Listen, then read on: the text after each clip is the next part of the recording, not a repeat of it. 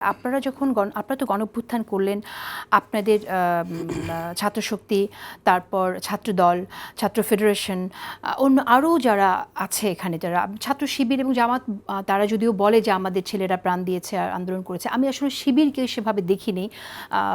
দু একজনের নাম শুনেছি তারা নেপথ্য থেকে করেছে, ওইভাবে সামনে আমি ওরকম দেখিনি। আপনি হয়তো ভালো বলতে পারবেন যে তারা কতটা সামনে থেকে লড়াই করেছে, আপনি জানেন।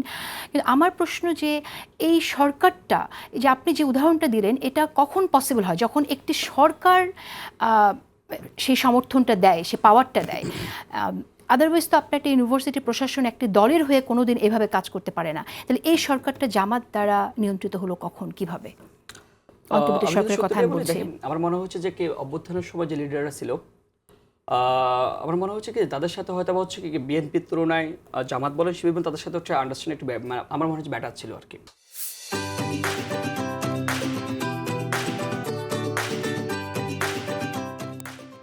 অভ্যুত্থানের সময় মানে যে আন্দোলন চলাকালীন সময় তাদের সাথে যোগাযোগটা ব্যাটার ছিল, মানে অ্যাজ এ সাংগঠনিক আকারে আর কি।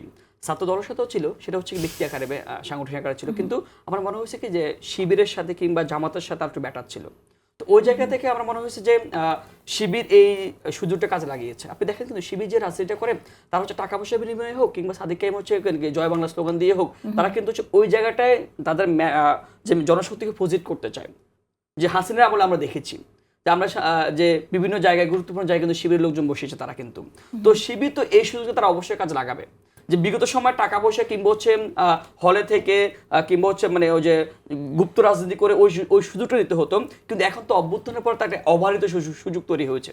ওই জায়গাটা শিবিরের কাজে লাগিয়েছে। এক্ষেত্রে অবশ্যই তারা একটা হেল্প পেয়েছে, কিন্তু নাহলে এতটা করা সম্ভব ছিল না। তাদের আগে থেকেই লোকজন ছিল প্রশাসনে, কিন্তু আমি বলছি পরবর্তীতে সরকারের সমর্থনটা কিভাবে আসলো, কিভাবে তাদের কন্ট্রোলে চলে গেল, সেটা আমি বোঝার চেষ্টা করছিলাম।